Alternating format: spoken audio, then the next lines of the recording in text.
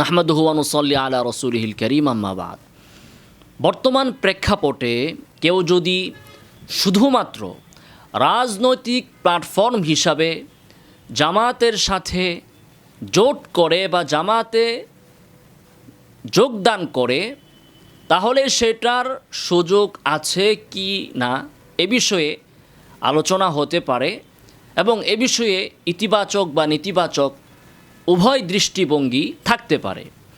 সেই হিসাবে মাওলানা আলী হাসান উসামা সাহেবের জামায়াতে ইসলামীতে শুধুমাত্র একটি রাজনৈতিক দলে যোগদান হিসাবে বিবেচনা করলে তেমন মন্দের কিছু আমি দেখি না।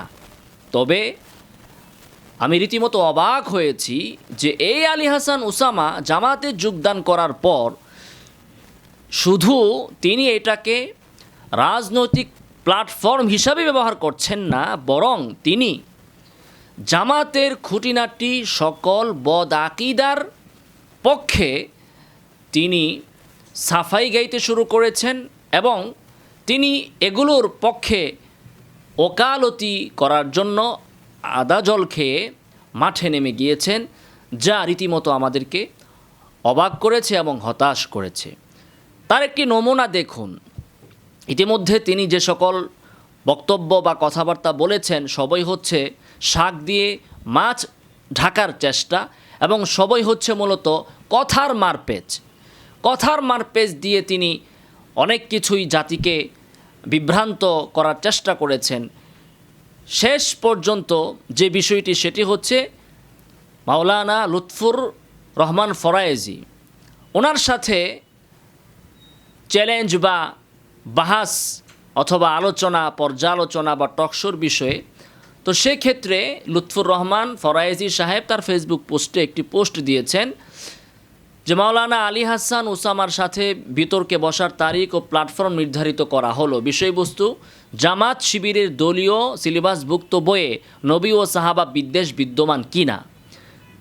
লুৎফুর রহমান ফরায়েজির দাবি, জাসির দলীয় সিলেবাসভুক্ত বইয়ে নবী ও সাহাবা বিদ্বেষ বিদ্যমান। আলী হাসান উসামার দাবি, জাসির দলীয় পাঠ্য বইয়ে নবী ও সাহাবা বিদ্বেষ নেই। এভাবে তিনি একটা পোস্ট করেছেন। এই পোস্টের মোকাবেলায় আলী হাসান উসামা সাহেব তিনি জবাব দিয়েছেন। তিনি এভাবে জবাব দিলেই পারতেন যে হ্যাঁ, এই বিষয়ে আমি বসবো যে জামায়াতে ইসলামীর দলীয় পাঠ্য বইয়ে সাহাবি বিদ্বেষ নেই, নবী বিদ্বেষ নেই। এই সৎ সাহস তিনি করার হিম্মত করলেন না। করবেন কিভাবে? বাস্তবতা তো স্বীকার করা যায় না। সেই জন্য তিনি কথার মারপেচ দিলেন। তিনি বললেন যে না, এই বিষয়ে বাহাস হবে না বা বিতর্ক হবে না। বিতর্ক হবে হচ্ছে যে জামায়াতের সিলেবাসে দলীয় পাঠ্যপুস্তকে নবী বিদ্বেষ, সাহাবী বিদ্বেষ থাকলেও জামায়াতে ইসলাম গুমরা দল হবে কিনা, এই বিষয়ে বাহাস হবে। তাহলে বুঝাই গেল যে জামাতের পাঠ্য বইয়ে নবী বিদ্বেষ, সাহাবী বিদ্বেষ যে নেই, এ কথাটা কিন্তু বলার হিম্মত স্বয়ং বর্তমান সদ্য জামাতের উকিল আলী হাসান উসামারও নাই, অস্বীকার করার সুযোগ নাই। তাহলে এ থেকে কিন্তু এই বিষয়টা স্পষ্ট হয়ে গেল। তাহলে এখন আসেন, এ থেকেই কিন্তু অনেক বিষয় আপনি বুঝতে পারবেন। তো জামায়াতের দলীয় পাঠ্য বইয়ে নবী বিদ্বেষ বা সাহাবী বিদ্বেষ এই বিষয়ে আছে কি নাই, এই বিষয়ে আপনি কেন বাহাস করতে পারবেন না? কেন বিতর্ক আসতে পারবেন না? কে আপনাকে বাধা দিল? আর নবী বিদ্বেষ, সাহাবী বিদ্বেষ যদি থাকে, তাহলে এটা কোত্থেকে আসলো? কোথা থেকে আসলো? এটা তো আসলো মওদুদি থেকে। তো আপনারা যে বলে বেড়ান মওদুদিকে আপনারা আকিদার ইমামও মানেন না, মাযহাবের ইমামও মানেন না, কোনো কিছুই মানেন না, অথচ বাস্তব কথা হচ্ছে মুখে বলেন এটা, বাস্তবে আপনাদের দলীয় বইগুলো সব মওদুদির বই থেকেই সংক্ষেপ করা হয়েছে, মুখতাসার করা হয়েছে। মওদুদির বই থেকেই এগুলো রচনা করা হয়েছে। কাজেই মওদুদিকে মানেন না এ কথা একদিকে বলেন, অপরদিকে আপনাদের সমস্ত পাঠ্যপুস্তক মওদুদির বই থেকে নেওয়া হয়েছে এবং যে তাফসিরগুলো আপনারা পড়েন সেটাও মওদুদির তাফসির।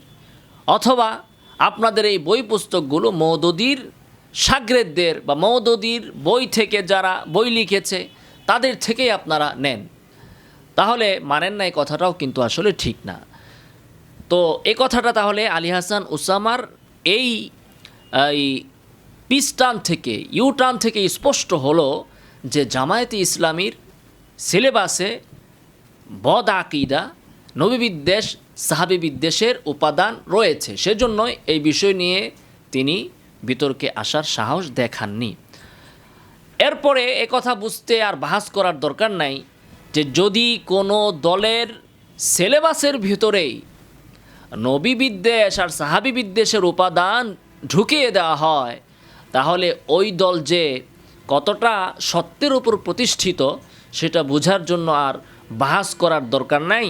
সেটা বোঝার জন্য আর আলী হাসান উসামার কথার মারপেচের তোয়াক্কা বাংলাদেশের জনগণের করার দরকার নাই। আল্লাহ তাআলা আমাদের সবাইকে হেদায়েত দান করুন। আমিন ওয়া আখিরু দাওয়ানা আলহামদুলিল্লাহি রাব্বিল আলামিন।